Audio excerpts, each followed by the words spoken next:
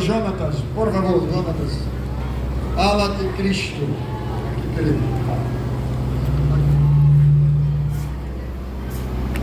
Glória a Deus. Meus amados e queridos, com alegria saudamos a todos com a doce paz do Senhor Jesus e a todos os ouvintes que residem nessa distinta localidade. Desejamos cumprimentá-lo com uma boa tarde. Estamos aqui, todas as congregações reunidas, Campestre 3, Campestre 5, Campestre 7, Campestre 8 e a congregação também de Vale Bentes, comemorando, fazendo alusão ao dia da Bíblia, a palavra que renova, que salva, que purifica, que vivifica, que transforma, que excede a todo entendimento e que renova o nosso entendimento. A Assembleia de Deus está na rua proclamando a palavra de Deus e proclamando o Evangelho do Senhor e Salvador Jesus Cristo. Meus amados e queridos ouvintes da palavra de Deus, nós queremos aqui deixar uma palavra para a vossa meditação, que se encontra no livro de Deuteronômio, capítulo de número 21 e o versículo de número 23, que nos diz assim a palavra do Senhor: e o seu cadáver não permanecerá no madeiro, mas certamente o enterrarás no mesmo dia, porquanto o pendurado é maldito de Deus. Meus amados e queridos ouvintes da palavra do Senhor, o livro de Deuteronômio é o livro aonde está inserido a lei do Senhor.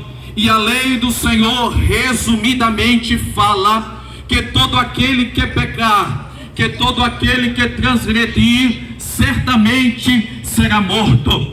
A Bíblia diz em Romanos, capítulo de número 3, e o versículo de número 23, está escrito que todos pecaram e destituídos estão da glória de Deus. A Bíblia também diz em Eclesiastes, capítulo de número 7, e no versículo 20, que não há um homem justo na terra que faça o bem e nunca peque. Desde a partir do momento em que Adão e Eva transgrediram contra o Senhor, abriu-se o caminho da iniquidade, da transgressão e do pecado. O homem que for criado para andar com Deus, para estar ao lado de Deus, agora, por causa do pecado e da transgressão, está separado do Senhor, está expulso da glória de Deus. E a grande verdade é que isto nada mais e nada menos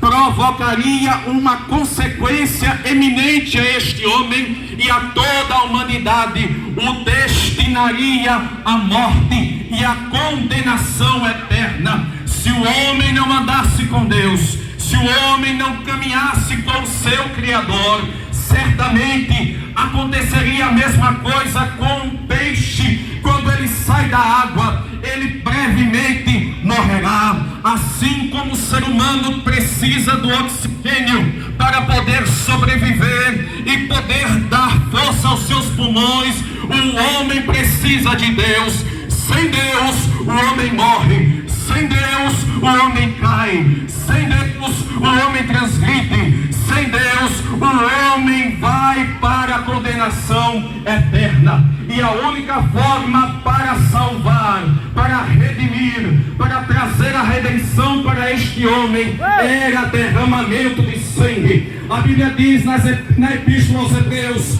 capítulo de número 9, versículo 22, que sem derramamento de sangue não há remissão de pecados. Se não houver derramamento de sangue, não tem perdão. Se não houver derramamento de sangue, não tem misericórdia.